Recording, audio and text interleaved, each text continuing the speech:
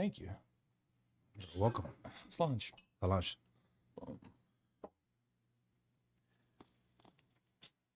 You left. Is this your water, Chris? You need it? I have a water as well. That's delicious. Deserved. That is delicious. What's up, man? How's it going, brother? I haven't seen you since I did your headshots. Yes, sir. I guess, do me a favor. What's your first name and your last name? Daniel Betancourt, And born and raised in Miami, Cuban heritage. I came to you to just do my headshots, and I felt like things were headed in a direction where I needed to put myself out there to the world in a way where they didn't quite know which way to go. So started that way. Here we are. I think destiny has put us on this path, and let's just shoot the shit. yeah, man, I kind of just want to get to know who you are. Were you happy with your headshots? Have you gotten everything? Very. My girlfriend thought she doesn't like the stern look, but I like it. I like it. I feel it relays the message I want to convey. Copy that. All right, so you're happy with your headshots. Dude, you're dressed super well. I wish the rest of my clients would dress the way you dress. Where do you get that style from? So this is me toning it down as I embrace this world of podcasts and speaking and motivation and all of that. I'll be taking in, I think, my what I define as my true form. You had send me a message, like send me some information on you, and I sent you a crazy text, and that's exactly how I see it. By the way, it's not that I was being dramatic, theatrical. That's exactly how I see it. That's how my mind works. That's how I envision myself. And for those of you that don't know the context of that text, Chris was asking me on some information for our subject matter today, and I basically just blurted out with, my name is Daniel Betancourt, and I am a reincarnated 13th century warlord. And that's what I feel in my spirit. I feel like centuries ago, my family was in a position of power, wealth, influence, and for one reason or another, they were exiled. Something must have gone awry. And through time, we haven't been able to find our way back. I feel like destiny has called me to be the one to bring us back from the shadows and bring back my family and its name, and that's why I kind of dress like this. I'm a three-piece guy, but if I could be walking around in some form of a tunic, I would be, and a sword. So You are the Highlander. I used to love the Highlander. It's a good show. I love that. Can you tell the people what it is that you're using your headshots for? So I'm rebranding the company. I'm in the mortgage and lending space, real estate as well, on a personal matter from investments. But I'm a mortgage lender, and I've been doing that for almost 20 years now. Time flies when you're having fun. And I've had my own company for almost 10 years now. So as we go into this new realm of A to Z mortgage servicing, meaning we're going to be handling everything mortgage related. So I've been focusing on private lending and commercial lending for 12 years. And that's where my personal passions lay.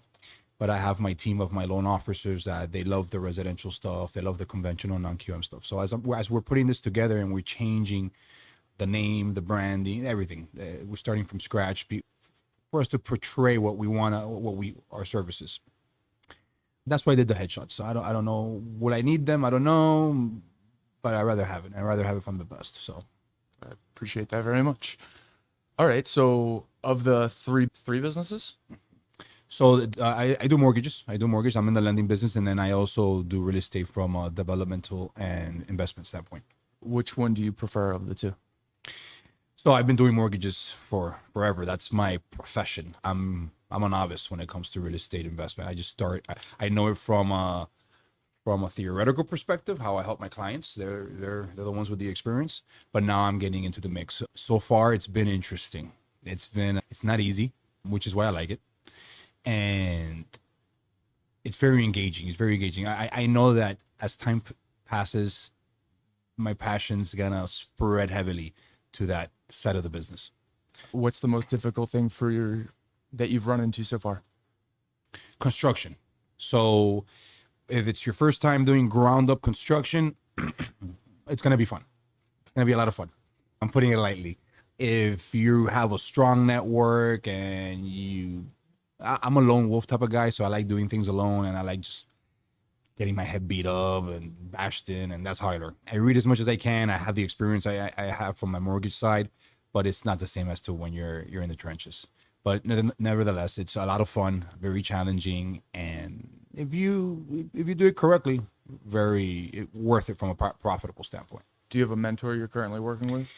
So I've had mentors throughout my life. I had one in particular, and yeah, it's definitely been a help. But there's nothing like it's you. It's you. It's your capital. It's your relationships, and it just so happens that my current lender, the one that's been helping me on the financing side, he's been helping me a lot. He's been a very great deal of help.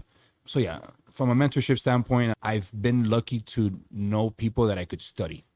I've never had somebody really take the time to focus their attention on me to see what could happen. So as I spoke to you that I'm thinking of starting a podcast, and I think there's a lot of information out there. So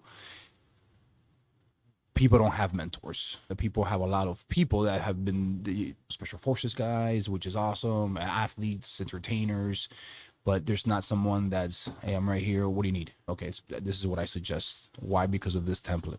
This is why. So yeah. So far, I've been taking my licks and giving them back, and it's been fun. Heard. Salanja. Salanja, salute, cheers, All the above. skull. Yeah, God, that's good. Warms the soul.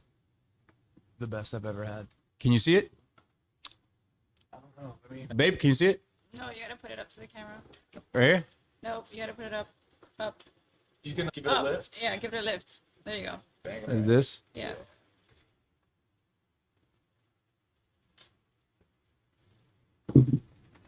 What would you like your podcast to be about, and who would you like to invite on? So it's going to be a plethora of things. It's going to be a mix of directing the youth. You could label it as a manly podcast, but it's going to be unisex as well, because it's going to be motivational, directional, from a personal and spiritual standpoint. I think that's imperative if you want to reach your true potential. There's nothing wrong with wanting the Ferrari, right? But what are you going to do when you got it? So it has to have meaning. If not, you're just filling an empty precipice that is unquenchable. So I think that's where I'm headed. It's awesome to hear from a billionaire. It's awesome to hear from a multimillionaire. And although that type of wealth is in my radar, we're aiming for the stars, right? I'm not there yet, and I think that's cool.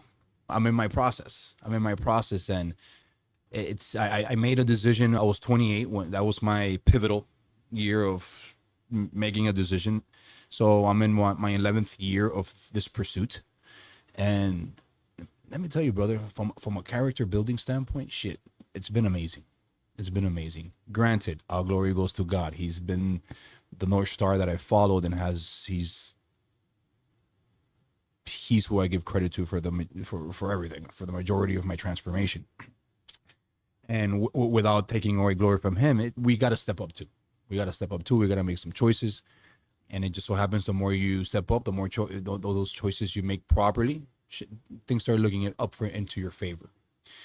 So that's where I kind of want my podcast to be. I want my podcast to be a motivational podcast, one of embracing your individuality and not getting lost in the herd. That's our power. That's definitely our power, especially in this sea of content.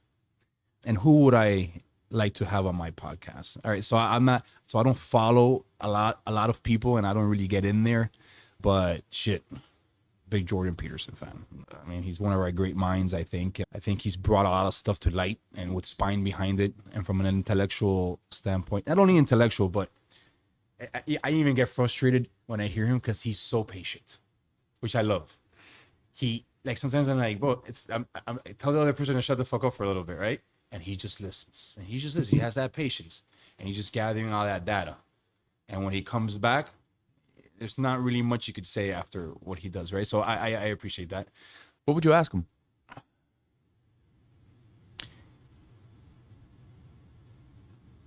Since he's a professor and he has a great mind, usually that's a big contradiction to spirituality, right? You usually we become those that think they're geniuses have a wall between them and God. Usually, scientists, facts. I want facts. I don't want faith. So, where in his journey? Because now he's doing the Bible, Exodus. he's doing all that stuff, and he talks about it constantly, which is an abrasive topic. Well, I don't know why, but it's abrasive. We could talk about everything else. We could chop off your dick. Nobody cares. But name Jesus. Shit, things get all awry. So that's why I think that'll be my question. Were you always spiritually inclined? When, if not, when did you embrace this? How did it come to you? I think the spirituality factor is where I'll be focusing the most, because I think it's what people ask the least. When did it? You said it 28. It changed. So for you? I've been lucky that I've been exposed to it all my life. My mother's extremely close to God, and it's not because of my mother. And I'm a person that I consider myself to be very unbiased. I could step out of my position and be like, that person's a bitch, and then come back and be like, okay. So she's a lovely human being. My mother, she's close to perfect as a mother. I've been very blessed. I have one person that brought me up, that that was my family, and it's worth 1,000. So very blessed. So she's always been my counselor, my guiding star. But I'm a hot-blooded young teenager in Miami, and you don't really care about God after a while. Even if you were cool with him when you were a kid, then you get into those teenage years and you become a little rambunctious. So I stepped away from him for a while, and purposely too. Like, I don't want nothing to do with you. Leave me alone. No beef. You do you. I do me. Let me do me. Because I got to be the one to build this. It's me. It's all about me. All right. And mighty me couldn't put together a Lego castle. I couldn't do shit. And through years of frustrations, of lack of character, lack of direction, lack of a full entitlement, thinking all this, shit wouldn't happen. Shit wouldn't happen. And I was lost. And you got decisions to make, right? So do you go to the dark side, or you go to the Jedi side? And I chose the Jedi side, and it's been amazing. It's been an amazing ride. So when I see people like Jordan Peterson, it's like, how are you doing with that? How does that fit into your daily life? I find it very interesting because I'm currently getting into well, I've been into Dr. Jordan Peterson now for a minute, but I'm getting into Exodus. I'm on the second episode on the Daily Wire, and I grew up an atheist, so no God or any sort of push in my life. So I went into yoga, got involved with, like, I want to say Ayurvedic. What is that? Tantric? Tantrika, yeah. Okay. Tantric base, just not like I practiced it. I just learned about it first, and then read the Bhagavad Gita. You read the Bhagavad Gita? Yeah, that took I've only met forever. other human being that's read the Bhagavad Gita. It's an interesting book, I've heard. It also took forever. No, it's intense. You have to understand, in the Indian Empire, they were one of the top dogs for centuries, especially from a warrior standpoint. And now, because of Dr. Jordan Peterson, I'm getting into the Bible. Okay. And fortunately, he's made all this really great content for me to be able to watch. It's very interesting how, have you ever done mushrooms? Yes. Okay. It's very interesting Heavily. how mushrooms may actually be involved with Christianity, or at least how he's putting it. And so, Well, I think that kind of relates to our religions in some shape or form. Reaching a higher state of consciousness through the aid of pharmaceuticals. It's kind of like a natural. It's kind of like what do you call that? What do the shamans use? ayahuasca. Ayahuasca, which has become very popular with DMT. Isn't it that kind of like the similar with DMT, or it is DMT? It is DMT. Yeah. Or it releases DMT. Correct. I'm not opposed to that. And a question for you. So since you've been floating around so to speak, from a spiritual standpoint throughout your life. Do you see, are you aware, or would you like to learn how spirituality, so we have our physical, we have our mental, we have all these different parts of us. When was it that you felt like spiritual side is a part of me that I would like to explore? I guess that's how I would put it. I think I've been searching for it since probably high school, but haven't seemed to be able to find the right mentor or teacher to put it in place until Dr. Jordan Peterson. So, I mean, and that's when I really first started. I was like, oh, why didn't we go to church when I was growing up? I like asked my parents, and they were like, we brought you because you asked, but then you were like, I don't want to. So they were like, we're not bringing you again. Yeah, it wasn't for them either. Yeah. Well, they grew up with it. Okay. They grew up with it. And why they chose not to. My dad's an atheist. My mom is not. So That's why Christianity is so interesting to me, because it's within. I don't go to church.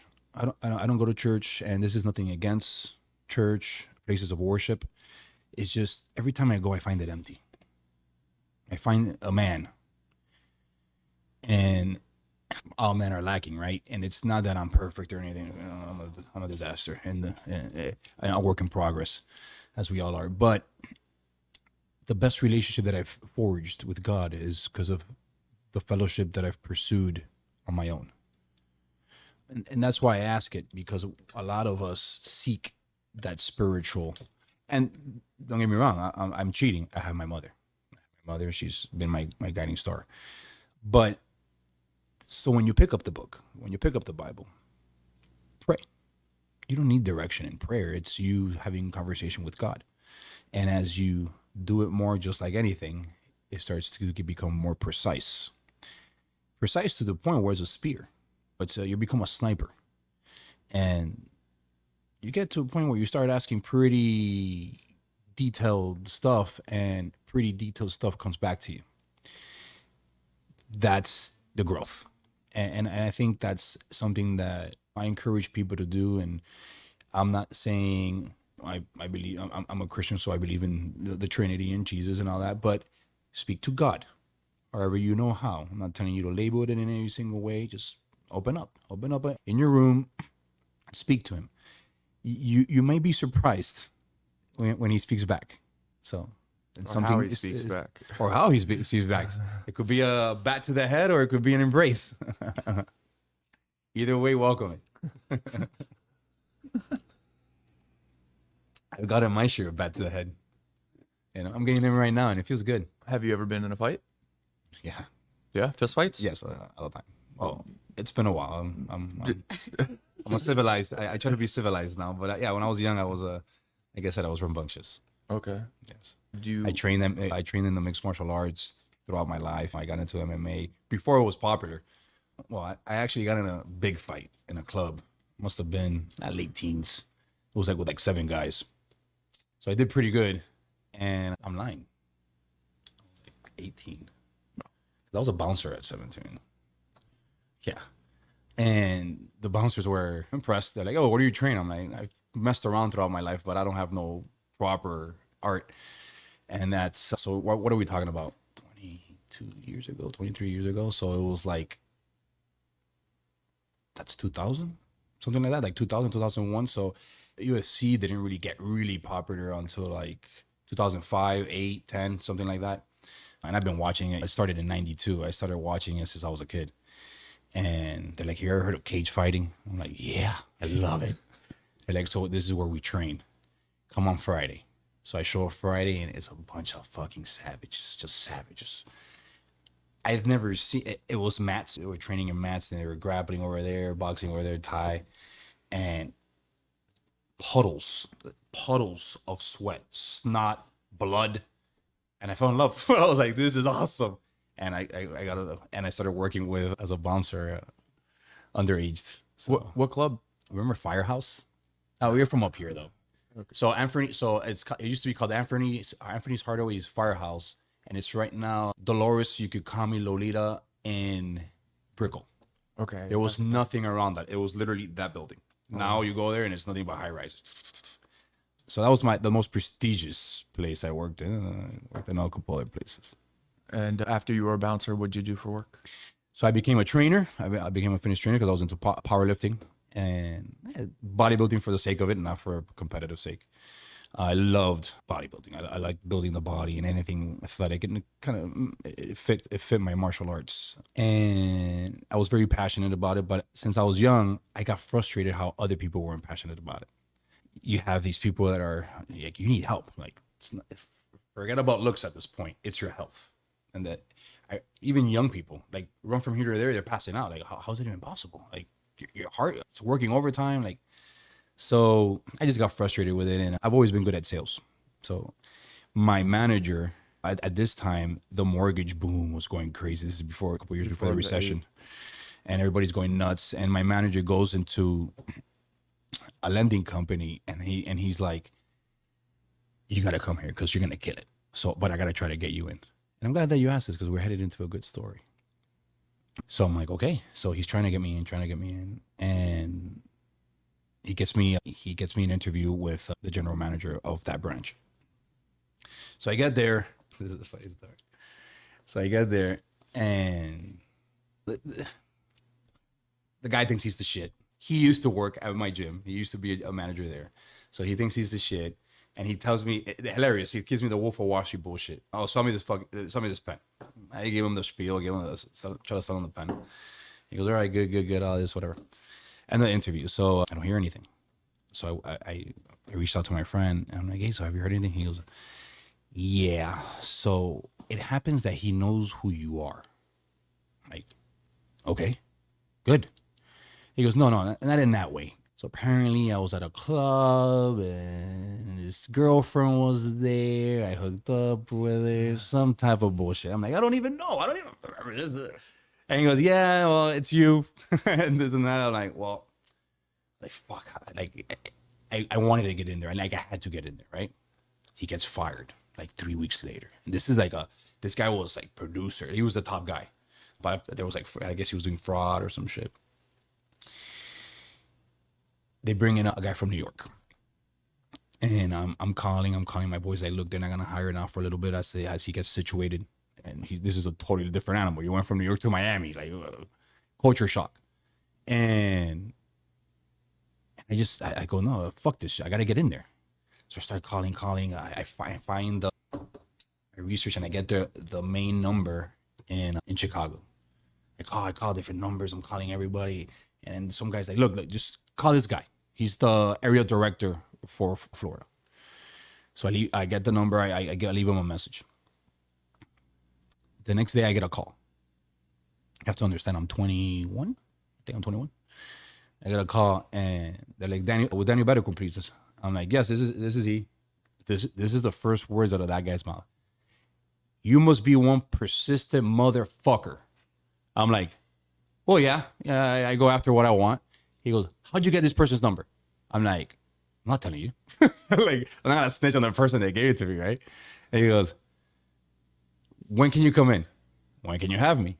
Come tomorrow. So I come tomorrow, and I sit down, and it's the new guy, and he goes, so you already have a little bit of reputation, sir. Like, you were able to get somebody's number that nobody will ever give out. So that means you must have called. How many times? I got like 30 or 40. He goes, well, all right. So when can you start? That's how I got the job. Damn. And I see my friend. I'm like, you're a fucking pussy. Fucking pussy. He's sitting in the back. He goes, how'd you get in here? I'm like, I did what you didn't do. I bothered until I got an answer. So whatever. And then I worked there for like a year and a half. And then I went on my own. All good. Persistency is key. Always. I have always gotten what I've wanted. It hasn't been easy, but you just got to be a dog. What's the dog last with a bone? What's the last thing you wanted? Well, it's not the last thing. I'm in it right now. Okay. What's the last thing before you before this one? So before this one, shit, it's a long list, man. Heard that. I'm insatiable. I have so many passions, and I go after all of them. That is one of my weaknesses. I have to learn to focus on something. I feel like I have ADHD in that realm, so I got to focus on a project, finalize it, or at least see it to a point where the momentum is there to see it to finalization, where I pick up another one. I picked up 3 projects at once with no experience, and I'm just, how do I do this shit now? How long are your days? My days, Yeah, so you've got 3 different projects going whatever on. they are, I don't really put a time to them. We could have long days, we could have short days, and anywhere in between. What's my average? Are you asking for like a work I guess perspective? I guess like how's your typical day? Like if everything goes perfect, how's your perfect day go? Up by 5:30, depending if I have my little one or not. I hit the gym or make her breakfast, drop her off at school, hit the gym. Got to do the gym first. Without the gym, I start unraveling and going into shit. So and for mental clarity is paramount for me. And then I start my day in terms of really tackling it. Grind it out during the day. Pick up my daughter 3, 4, and then try to focus on eliminating all thoughts from work, whether it be my projects, whether it be the mortgage business, whatever, and really focus on her. It's difficult. It's difficult because you become a machine. And yes, there are times where sacrifices have to be made for the greater good, but we get caught up in that. And what's the sacrifice, right? So am I sacrificing that for this? It's a question you constantly got to be asking yourself. Got to give my woman lots of love. If not, what good am I? So my typical day is to 11 o'clock at night. I try to keep it. I've had times in my life where it's 22-hour days. It's got to strap on your boots and get to work. And you forget to eat, you lose weight, and you got to be that dog. Those are beautiful moments. Those are beautiful moments that people should embrace wholeheartedly. That's when the growth is gonna come. That's when you're exhausted, but you're excited. I've done that several times in my life, and I feel alive every time that I do it. So, but my typical day is actually pretty ordinary. Nothing. Oh, I'm grinding 22 hours a day for 6 months and all this nonsense. Then you're gonna die. The car's gonna break down. You're gonna crack the block. You ain't shit. So, balance. Learn to balance and learn to keep what's important in front of you. Family. If you have children. Shit. In this world, they got to be right there. You can't let them. I'm not saying from a overprotective standpoint, just from keeping your eye on them and keep giving them that attention. You got to give them that attention, because if not, something else is gonna give it to them. So yeah, man, it's nothing out of the ordinary. No secret sauce. Just hard work, perseverance. Follow your passions. To passions. Two passions.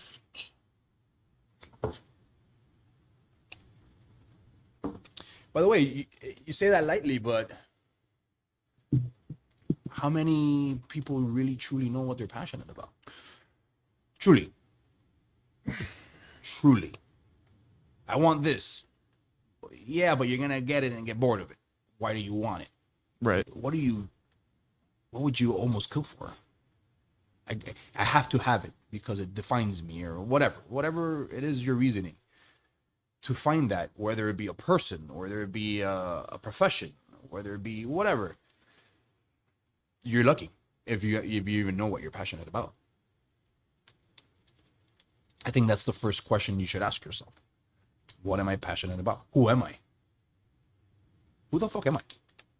Have you answered this question? Yeah. Yes. It's that same text I sent you. Yeah, the original. That's who I am. And what does that character do? He conquers. Why does he conquer? He conquers for his God. He conquers for his family. Conquers for his name. Conquers for his country, depending on where you could take that conversation to. Those are your whys. Because if you just do it for the flash, you won't last. You won't last. When the weight gets heavy, that Louis Vuitton ain't gonna mean shit.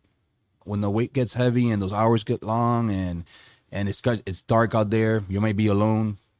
If your why ain't stronger than you ain't gonna. This is a marathon, not a sprint. So there's no longevity in it.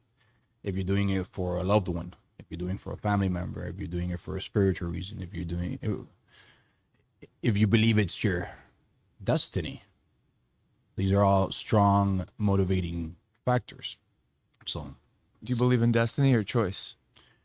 I believe that we have the choice to follow our destiny. I believe in destiny. Have you ever heard the choice is the devil?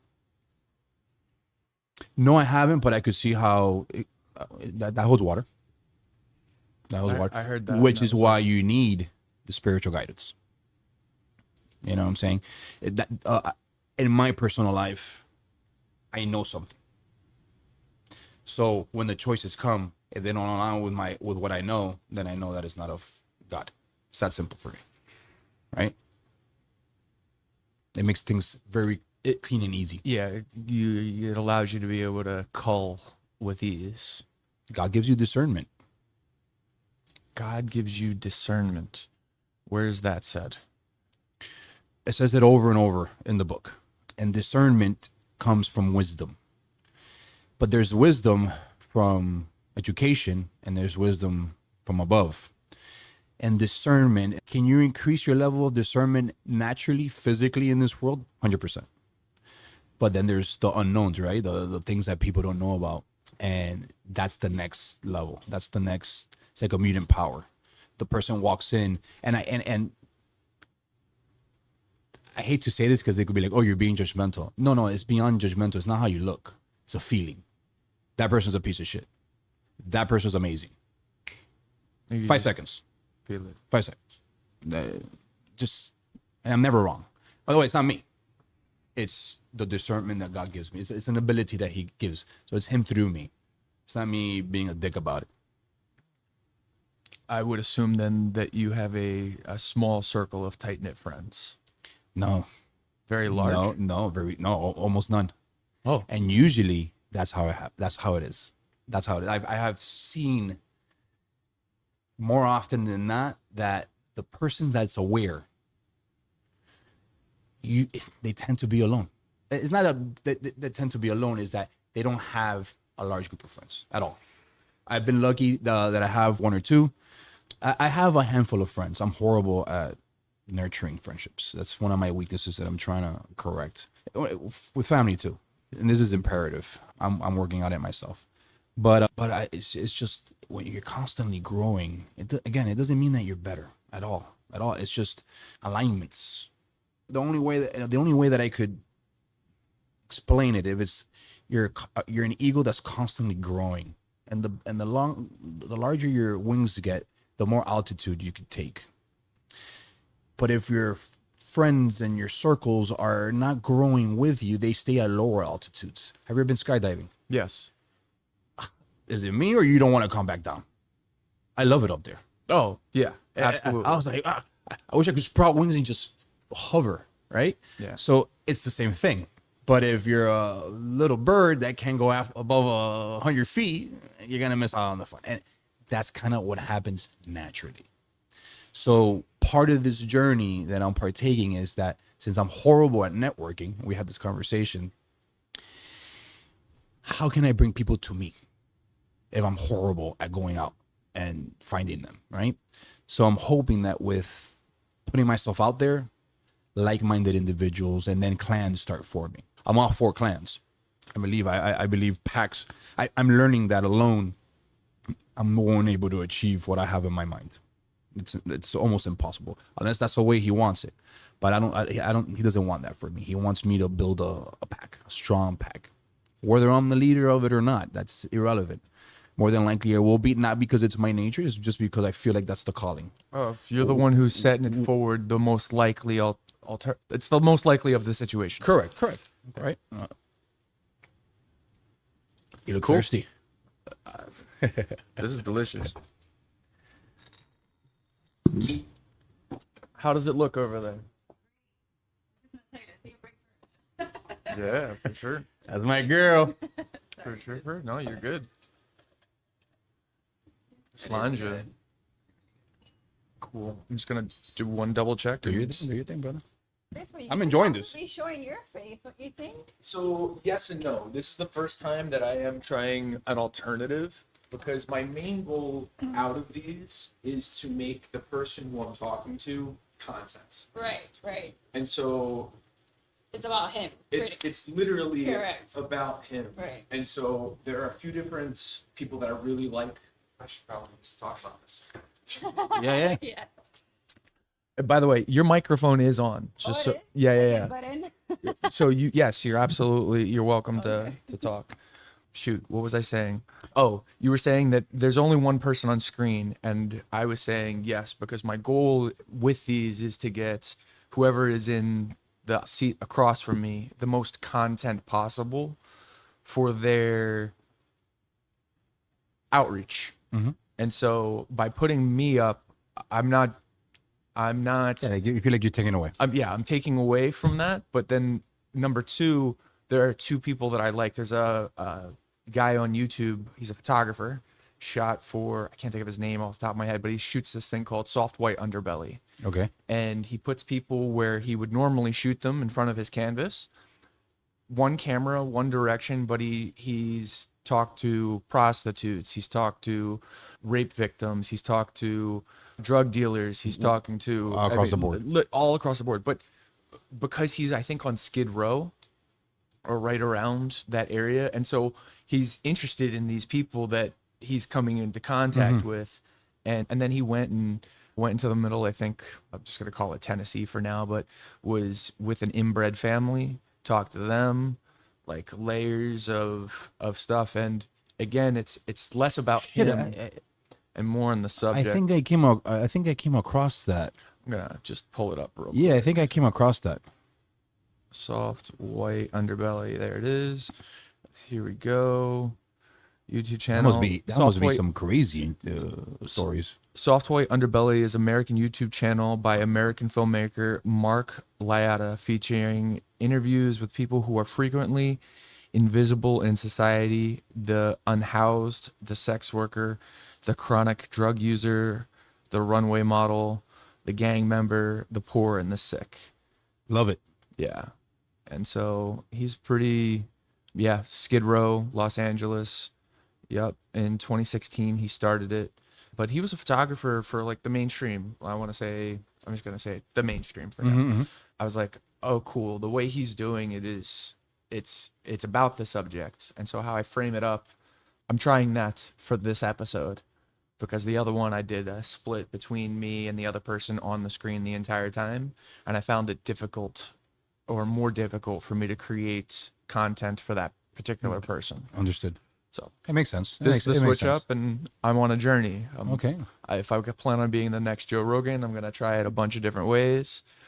And is that what you want to do? You want to, so at least from which perspective? if I can have conversations with people for the rest of my life and make money doing it, this is that's a lovely life to this is live. the dream. It's a lovely life to live. Which is, I was just having that conversation with her on the way over here. I'm very entrepreneurial and everything. I could be on vacation, see something, and I'm like, how does this make money?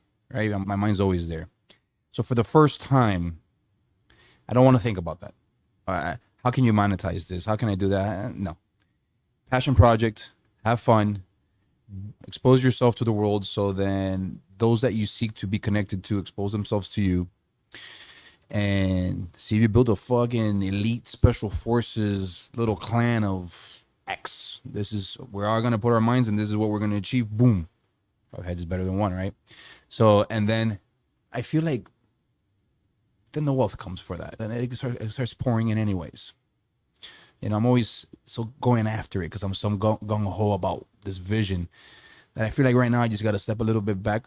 Again, she's giving me some pointers on that, and it'll flow. So Yeah, it's the way I did it with headshots. Although now I think the AI industry, I'm trying to get into it and create my own version of AI. But I think this kind of experience, I took headshots. We spoke about this, yes. Yeah, experience, I think, is going to go away for a lot of people, for the wealthy or the people that just can't take a good photo or figure out technology.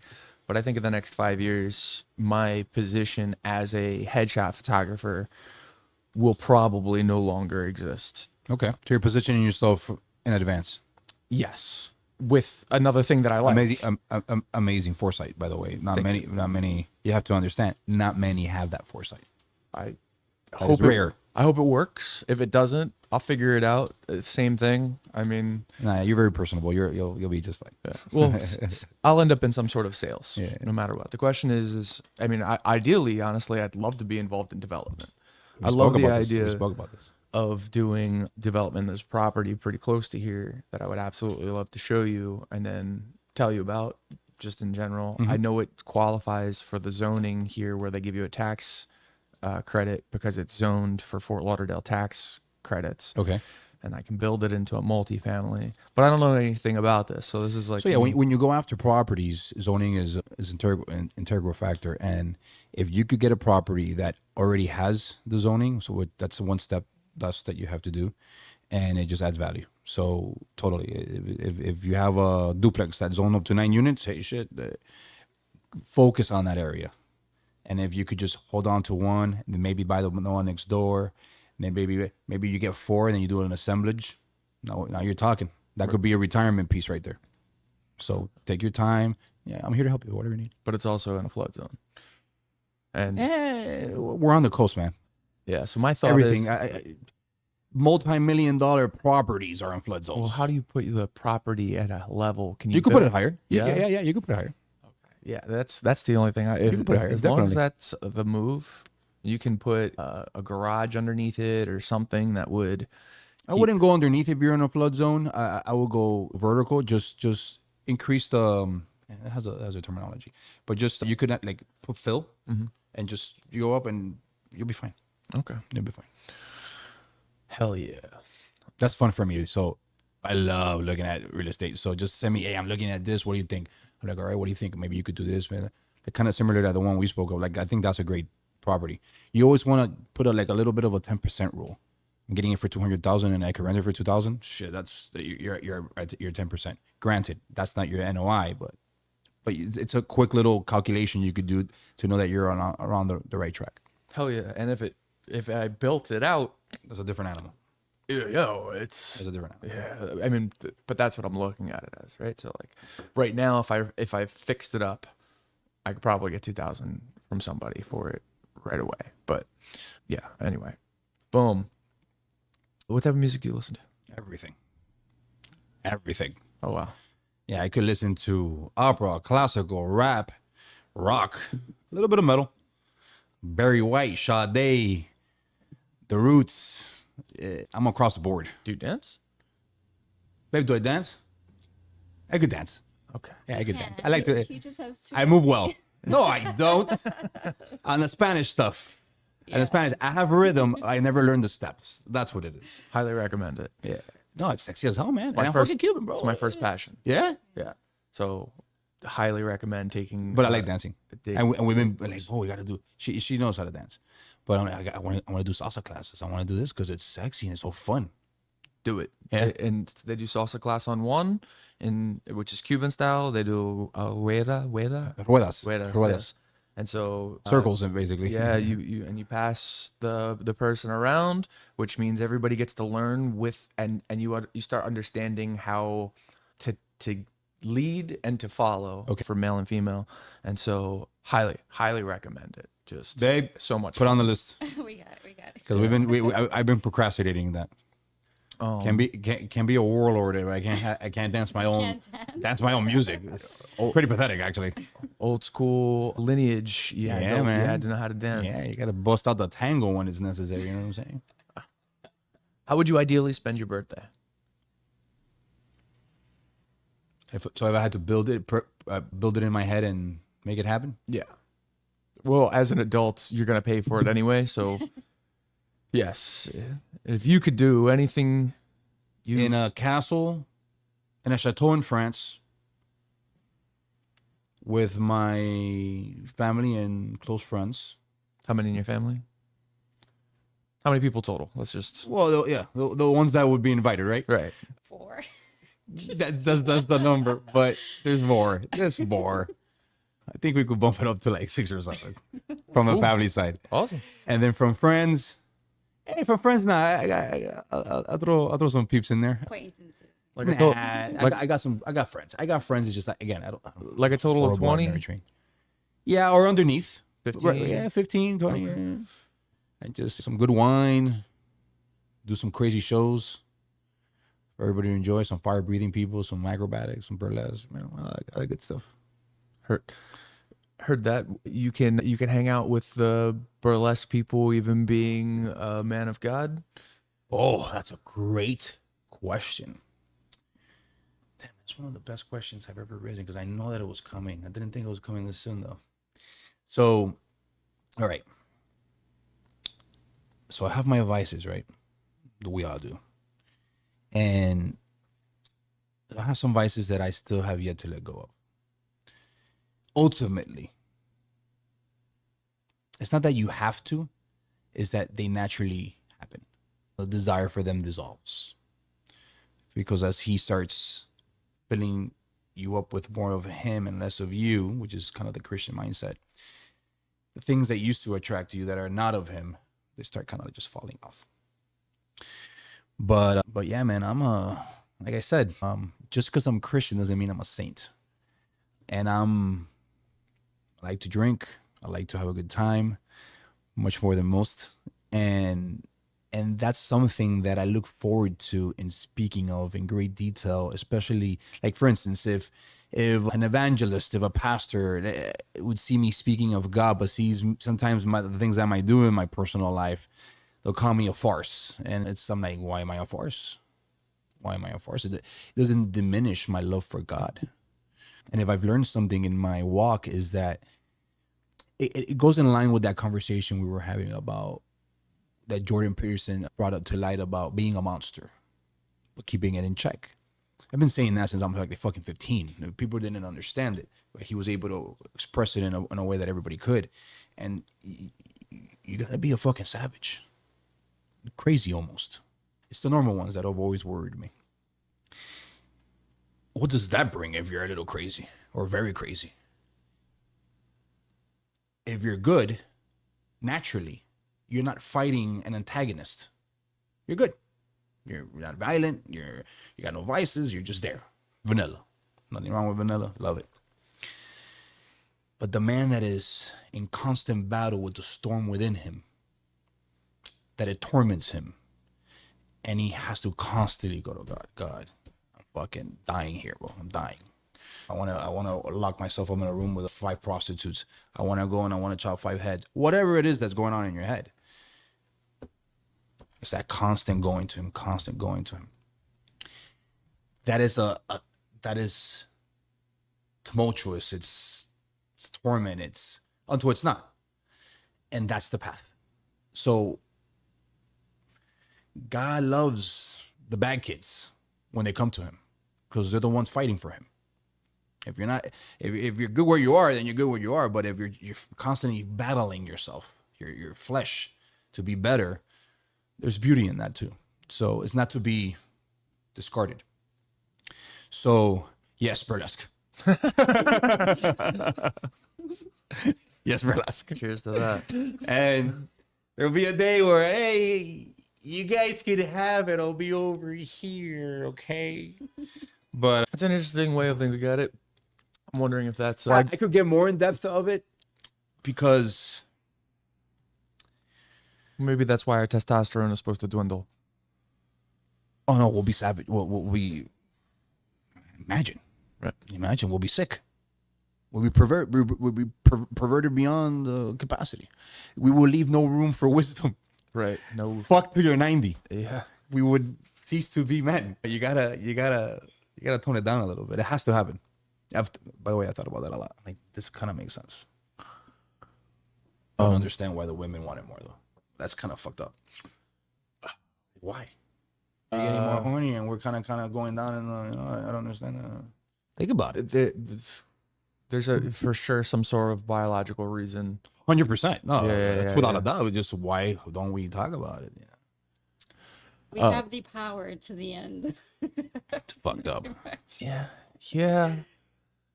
But it's their job once you found your partner, your significant other, it's both of your jobs. Let me reiterate. But now that we speak from a biological perspective, maybe the female should make, you got to be on there. You got to be on the dude. Like, she has to be sexy. She has to feel you, support you, and feel you confident, feel your confidence. And you got to keep that to the end. Yeah. Biology. So do you know who Brett Weinstein is? No. Okay, so Dr. Jordan Peterson created a academy called the Dr. Jordan Peterson Academy. Inside of that academy, they have a course on biology taught by Brett Weinstein and his wife, whose first name I can't think of right this second. I'm so sorry, love. I'm gonna look it up right this second. Let me just pull it up. Heather Hayne. Heather Hayden. Good Right. job. Thank you. Thank you. They wrote a book and it's all about the biology of human beings. And I highly recommend that you read it because it answers a bunch of these questions From, from a biologist's point of view. okay. That's, yeah. Okay. And so, and they're very on the, they align well with Dr. Jordan Peterson. All right, I understand. And I've forgotten over the information because it's been a while. But we were exposed to Darwinism for however long in colleges, and something that is not spoken about Charles Darwin is that I think in the main book that he wrote. Chris, sorry, the screen went out. Oh, Yeah.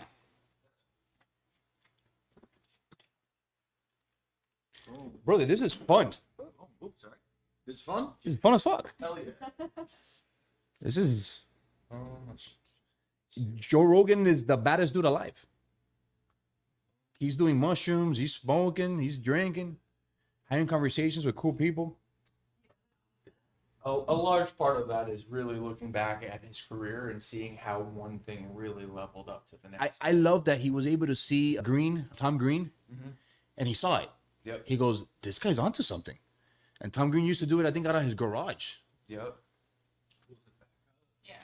Hell yeah. And we're still recording, so we're good to go. Thank you. If it changes again, please let me know. I will. Thank you. So this is a fun factor which I myself have to get back in there and dig in to get all the information. But Charles Darwin, at the end of his book, has an excerpt that he says, I'm paraphrasing, after all my life's work of research, I have come to the undeniable truth that there is engineering behind life.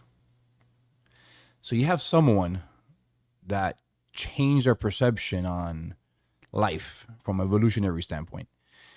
And he himself, after all this information, kind of throws it to the side and says, this has architecture and engineering all over the place.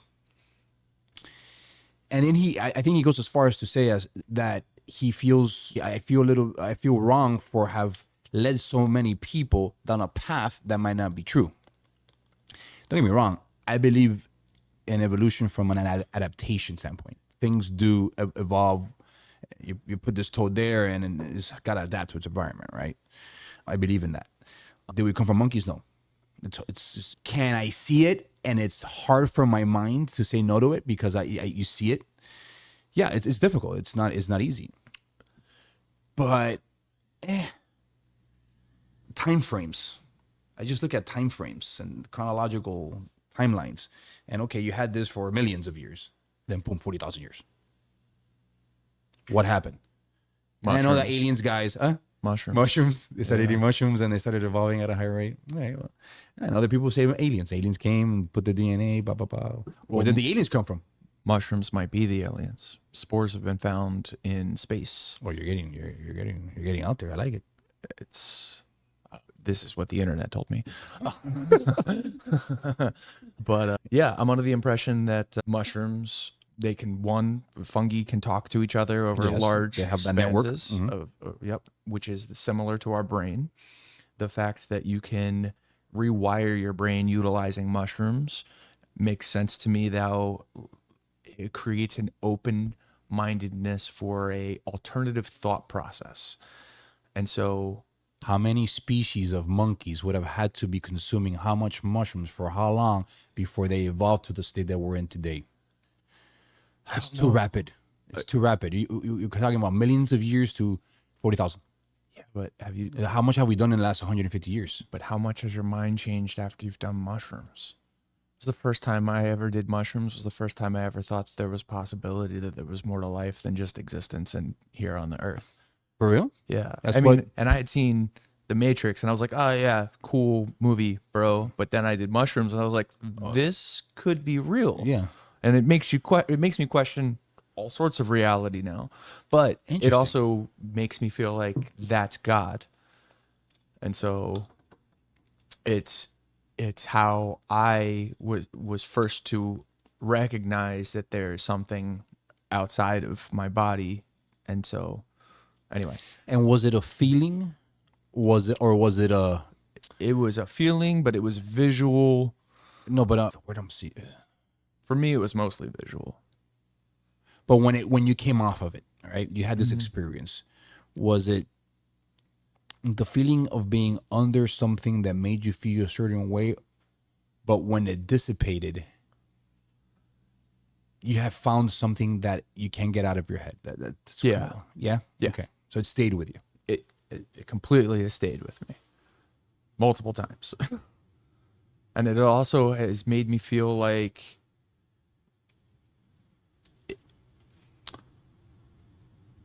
there's got to be something more. Now, for me, I don't know what religion it comes from, how it exists. I like to make things simple. And when it comes to is there something more? Why do we feel bad? Why do we have a conscience? Why do we feel good or bad? Yeah, like all right. So animals, the lion will literally get a baby warthog and just kind of play with it sometimes, and just lick it and get lost in the Serengeti and the beautiful sunset, and just nibble at the ear while it's groaning. There's no emotion there. It's food, Right. right? So you have that entire animal kingdom compromising over millions of different species, and here we are. Don't get me wrong. Some animals do. Biology. It's going to be my answer. All right. Well, is biology from an evolutionary standpoint? Yeah, meaning it's like having empathy. Why do I feel good or bad? Because I could imagine myself in your position. So, because you have that level of consciousness. Yeah. All right. Well, what about when it's beyond empathy from such a black and white topic? What if it's something like, I don't know, a topic that is not that black and white? It's a little bit more complex. Is it just because we have a larger brain and we're able to think more? I'd want to have an example.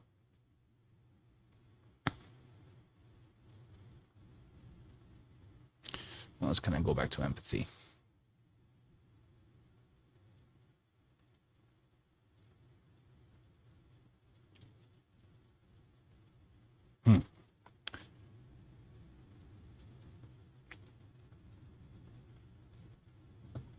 I want to think about this. It's a good question.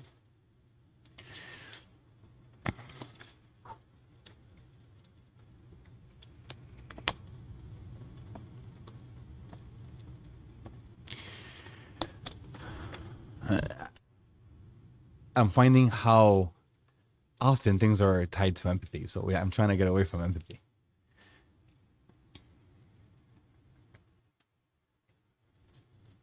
All right, so we were having that discussion about eating, the animal eating.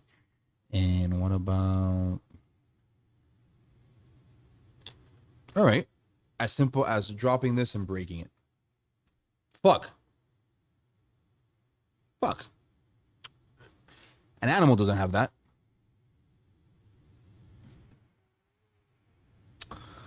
Disorder, chaos, anarchists. Why not anarchy? Why not disorder? The Joker, the perfect, he's the antagonist of what's supposed to be in line, right? Why is that bad? Oh, that's a whole nother question of whether or not that is bad. Correct. So we Because do a from- lot of the things. Our culture as humans is based on all good or bad, whether Right. it be whatever religion, whatever profession, civilization. Yeah, but it's also, I think, comes down to do not unto others as you would want done to you. That would be the biggest baddest motherfucker and just kill everybody and do whatever you want. Why is that? That was the Mongols. Why? No, So I think about multiple cultures. I think about a religion and Big fan of the what Mongols, was by the way. before Christianity, or because I don't know enough about it, I'm still learning. But the idea of BC means so much to me, and then I go, okay, well, The origins. yeah, and then I think about the Romans, and like, oh, wait, Pagans. they weren't into Christ. As a matter of fact, they were antichrist. Antichrist. So what was good and bad before then? Sin or not sin? And then when and how does it become created? If that to me is Fascinating. incredibly. Because I'm a big fan of Nordic, Celtic history. And when you think of how the Vikings were portrayed, who ended up almost killing all the Vikings? Romans. Under the guise of Christianity. It's Catholicism, but whatever. They literally went into their land and sacrificed them for the storm. Like, we're going to keep on killing you until you accept God, our God. We'll be nice. We'll give you a couple of little saints since you're pagans, and it'll kind of dilute the waters and make it a little bit more palatable. So I think about that all the time because, all right, here you are in the name of God, genocide. You're committing genocide in the name of God. So can you have conversations of, oh, the capacity of the mind, and they don't know how? That's just the times. That's the only way how things worked. You impose your newfound knowledge on others until they submit to you. Such a simple time. Such a simple, lovely time. Just kidding. Just kidding. I have thoughts about that all the time. Bro, now you gotta like do shit. Now you gotta like paperwork and have a brain to be like, back then you just got up and you're like, all right, I'm gonna go after that land. I'll give him an offer. He doesn't take it. I gotta kill him. That's just what it is. It's so simple. So simple. Yeah. You just train hard, become a good warrior, and you'll do. You'll be all right. You'll be all right. It's gonna be a fucked up life regardless. So might as well. I wouldn't have wanted to hook up with the women then, though. Nah. That must have been. Evolution, man. You might have loved the musk. That's true too. You're like, is that Chanel? No, that's salmon. But I love that conversation because it brings you to our most primitive state in forms of right or wrong. Yeah, and where it comes from, and then that makes me think about Nazis, right? And then I heard this was on Exodus, on the Jordan Peterson. They were sitting around a table, and the one guy was talking about how the U.S. had not yet been in World War II, and there was a movie on the television screen, and the Germans were killing U.S. soldiers, and the Germans in the theater. America was not in the war at the time. And the Germans in the theater got up and they were like, yes, kill him, kill him. And the guy who was in the back was an atheist at the time, but at that moment had to decide whether or not there was ultimate right and ultimate wrong. And he left that theater believing in God. And so Because of that act. And so that kind of hit me hard the other day, and even today, and even now, just thinking about that, like, those Germans didn't think they were doing anything wrong. All of Germany didn't think they were doing yeah. anything wrong. They were being told something, and who's to say that they were right or wrong, except for the people who win the war? they're the ones that write history. So if they would have won, if we would have, whatever would have happened, we might have been speaking German now. Sprechende Deutsch. Oh, Guten Tag. I don't know anything. Nine. Porsche. 999. Da. Is that Da Russian? is Russian. Russian. That's Russian. You know, that's a conversation with endless branches. People look at me weird, but all right, Hitler was an evil man, but he was a genius, without a doubt, At marketing, at everything, a lot of everything, things. at Yes. at almost everything. And when you look at him, he had everything going against him. Failed writer, failed artist, he failed at everything. And within his mind, with however, who knows what happened to him that a Jewish person did to him to put this into his mind, or how he saw things, whatever, made him go down this route. But he achieved it. And if it wasn't for his declining state and all the shit they were pumping into him, I think he might have been one of the major deciding factors that led to his demise. Was, since he didn't trust anybody, obviously, none of his generals knew what the other generals were doing in the war. So there was no cohesion on their attacks, and you had shit all over the place. And that's what ultimately kind of fucked him up. If he would have been organized and they would have been in the same line, he was a force to be reckoned with. And I'm Cuban, right? So I hate with a passion, skin him alive, give him a bloody eagle, Fidel Castro. But I could sit to the side, put my emotions to the side, and be unbiased and be like, that is one genius motherfucker. He took power, and he was there to the end. He dies. His brother's gone, and it's still in place. Granted, is there more to it than we know? 100%. But survived almost 300 assassination attempts and stayed in power, and he was one of the top 10 wealthiest people on the planet. Nobody knows about it because all his shit's hidden, right? So, but yet a Cuban will go to jail for, I think, 10 years if they're caught eating a lobster that they caught off the meat is illegal. Meat. That's crazy. 10 years for eating a steak. And it's 90 miles from our coast. I went there. I've never gone. I don't want to see that shit. I had an amazing time, but I had an amazing time because I was so interested in the history and how things could change if we just opened it up. I mean, And we allow immediately- it. Yeah. We could change all of their lives if we just opened up. They had their chance, man. They had their chance, and that's another conversation. But it goes back to everything. What's your belief? How far are you willing to go to protect it, fight against it, right? And I believe that was, I feel like if the Cuban people really wanted to take over, they could have taken over. Would have deaths been high numbers? Would have been not fair? Yeah, well, guerrilla warfare time.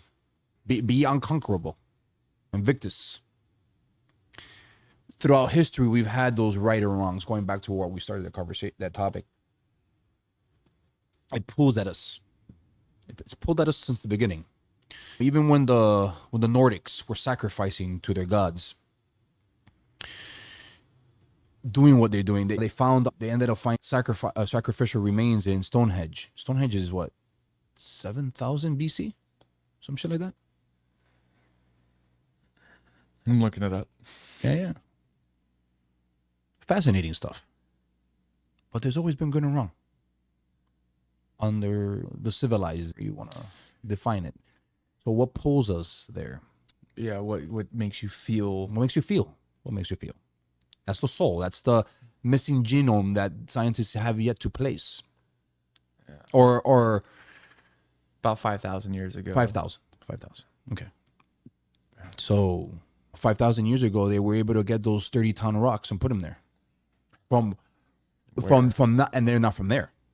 Oh yeah, that's right. They're not from there. Yeah, but I And think that has a lot to do with like geographical. how much have they moved in 7,000 tectonic years? plates? 7,000 years? Probably a lot. I mean, I don't think that much. We're not talking about the dinosaurs crossing the strait by Alaska and the North Pole. That's 80 million years ago. I'm curious. what are you curious What's about? the tectonic plate movement in 7,000 Sure. years? I'm gonna look it up. Tectonic. And there's no fucking trees. So you got no trees and you got non-indigenous stone. Movement Let's go back to the aliens. Talk about the aliens. But again, where did the aliens come from? Oh, if aliens arrive, religion is eradicated, and no, the same question exists. Nothing's changed. Where did the aliens come from? Tectonic plate history. Does it add over time? shit? We talk about that. 1 billion years of tectonic plate movements in 40 seconds. All right, let's take a look at this real quick. See if I can get it to just play.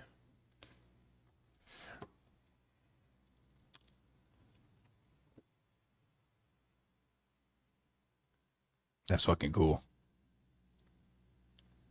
So, really, we have to ask where it all. Well, it hasn't been significant in 7,000 years. But we are assuming that we've only been around, right? That's what the assumption is. Human life has only been around for 7,000 That's the assumption. years. No, I think the assumption. So Homo sapien, is it 40,000? When did we make the jump from Homo erectus, Homo from the orangutan sapiens been around to the banker? 3,000 years ago. What? 300,000 years ago. Homo sapien. That's what it says. Is that right or wrong? No, you're right. 300,000. Modern Homo sapiens from about 160. Still that's long. It's a lot longer than I had in my mind. Why did I get 40,000 from here?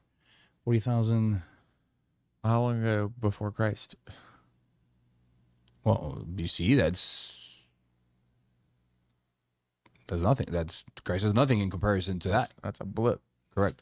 Right. So what were we doing that whole time? Where was Christ? Oh, Christ was in heaven. Well, that's The sun. right, but to them, to those Homo sapiens, that's That's the question. That's who's your God? right. Who's What your you God? believe in? Yes. What keeps you in line? And to me, for them, it was the mushroom. And so they'd get fucked up on mushrooms because And then they started. it would rain, which was God's piss or jizz. And then from the earth would come up these mushrooms they would eat. And they start putting all this information together, and that's how you think we've coined up God? Yeah. That's what I hear on the internet. Interesting. Babe, didn't we have this conversation once that we were not the first in this world? This is definitely why you want to listen to the Daily Wire and this Exodus group, because Jordan Peterson is talking about it. Oh, yeah. And their thoughts behind the something. I'm gonna look up the mushroom that begins with an M. I'm going to have to get in there and upgrade my mushroom. I'm gonna call my friend. I'm like, wait till I tell you this new shit that I found out today. It's funny because the first time I tried mushrooms, it must have been, how long ago was this? Like 4 years ago? It was awesome. We had such a good time. Amanita muscarara. That's a scientific term for the mushroom. That it is that mushroom. The one that is Eric. for Santa Claus. I saw this. Yes. Yeah. Yes, I saw that. I think Joe Rogan spoke about it. Joe Rogan did speak yes, about it. yes. And so yeah. And it has the little spots and all the little stuff that has in it, and yeah, And so, man, is it a cool theory? And man, does it it's a cool theory. make my mind just wander into. It gets out there beyond the Kris Kringle and a Yep. Scandinavian individual that simply wanted to do toys. Yep. This pushes the limit, but I like it. I'll take it. Yeah. Hey, I think Joe Rogan's just wanna. I think he's like, hey, I just wanna get everybody fucked up so everybody can get along. Stop fighting, you animals. Take some mushrooms. I'd love that. Smoke a joint. Too aggressive. But then he trains. Trains all day. Ah, Joe Rogan all day. you see. But then he's a warrior. He's a warrior. I grab the bottle. Okay. Boom. I don't see him enough to have to be able to speak in length. It's just I had a couple of quips with him. Love what he's done. Joe Rogan? Yes, and I know that he spoke about this and he kind of cleared the air on it. I don't know what it was because I didn't really get into it. But I remember when he was saying, "I'm a super liberal. Everybody thinks I'm conservative, but I'm super liberal, borderline socialist." Says it. Well, he liked Bernie Sanders. No, that's a fucking socialist. That's a socialist. But then he moved to Texas. So I know he spoke about it again. I think he's evolved. I'm not saying he's a conservative, which by the way, it's all fucking garbage. Yeah, I think this is more along the lines. I think he wants people to not have to suffer. And I think that's Simply, yeah. And he even said it. He goes, if I could give my money and help others and I'm taxed higher, okay, whatever, then cool. And then by the way, there's nothing wrong with that. My issue is don't force me to do it. Yeah. And then I'm not gonna give my money to thieves. Blockchain solves all of this. Blockchain. Yeah. Well, I agree, which is why it's so dangerous for them and why they're gonna do everything. It's also dangerous for us. 100%. But everything could be wiped I will out. say this. I think that if there was ever something that would make people become more Christ-like, it would be if everything was on an open ledger and you could see where everybody was spending their money, and then you can make choices based on that. So, Okay, especially from a political perspective. political is one way to think about it. Just how people decide to spend their money. It's essentially like a social credit score without having, you don't have to. Yeah, you don't have to do it. You just, if you're interested, you can pay attention to where your money is going and how it's being moved from one location to the next, and then actually make choice decisions based on whether or not you think there's something You're a fucking ethical techie guy. or You're a unethical. techie guy. You're a techie guy. I'm a caveman. Give me cash. Sadly, it means nothing anymore. It sucks. Did it ever? Who knows? Crypto is cash. It is. But fuck up a decimal. That's okay. Same. I mean, that's why It's lost. yeah, but it doesn't. So there's still two checkpoints. There's nobody to call. Which is why it's so important that you pay attention. Oh yeah, no, you gotta know your shit. Yeah, but that's know your the shit. difference. Now you have all of the control, and nobody can fuck with you. But you have all of the control, and nobody can help you. Well, hold on a second. Didn't they could seize your crypto? Only if it's on a external You're hard right. drive. No, correct. Or Yes. if it's on you their have it on your servers. Trezor, if you have it on your If Trezor, it's on your Trezor or your yeah. yep, if it's off You're right, you're cold storage, nobody can touch it. Now, if it's on like a MetaMask, they can take it from you. If it's on an online server, they can take it from you. So yeah, you're right. build your wealth, but then remove it and then take it off and create other wallets. But it's not like they can't figure out who and where your money is. That's the thing. The American dollar is the one thing that has been able to grease the pockets of many The world. of many, what's the word I want to say? Misdoers, bad doers. Well, like where we're at now. So It's that could change. we're in the waters of the misdoers. That could change with cryptocurrency, specifically Cardano. It could. You're a Cardano fan? Huge Cardano Yeah. fan. What's the premise behind Cardano?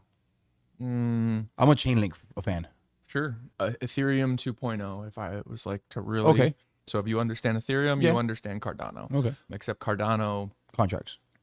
yep, smart contracts. Yeah, smart contracts. Cardano's Charles Hoskins separated because he decided to use first principles for his own project. But basically, my understanding is that he decided to quit working for Ethereum when Ethereum Classic and Ethereum 2.0 decided to become, or there was a split because I think Mt. Gox had happened and a lot of crypto was stolen, Ethereum in particular.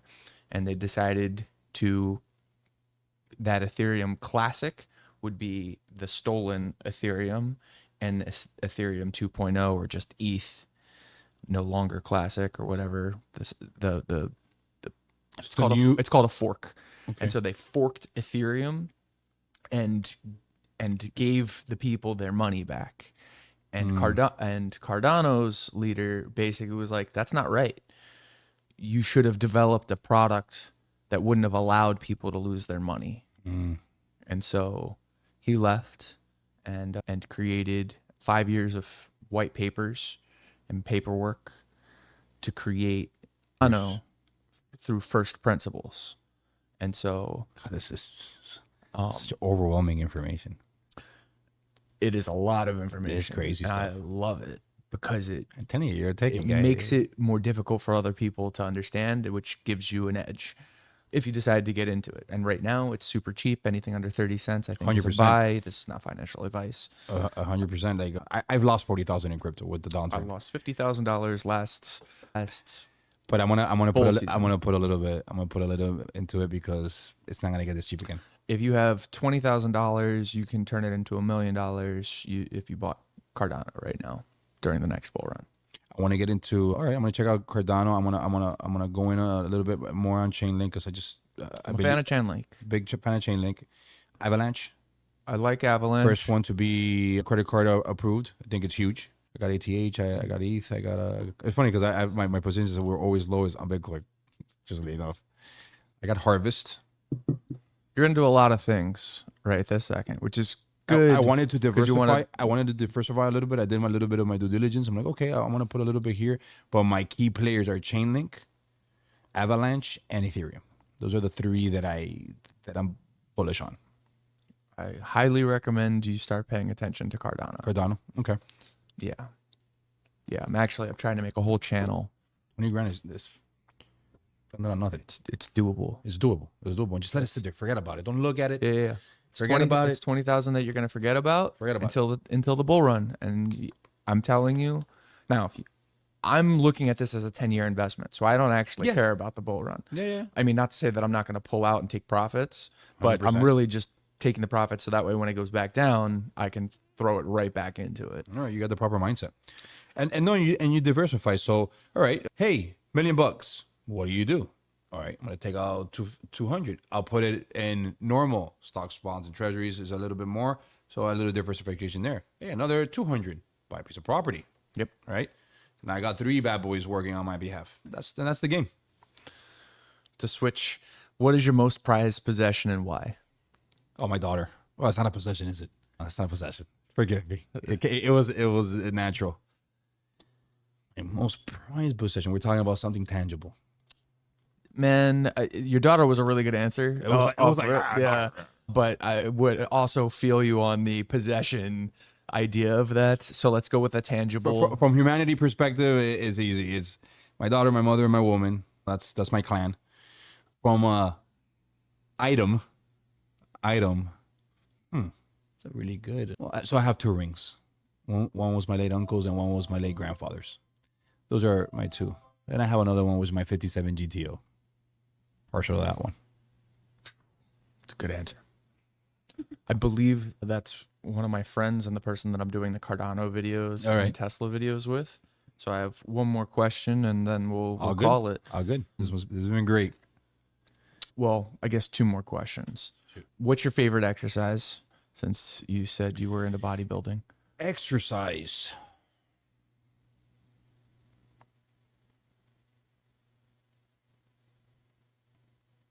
Chopping wood.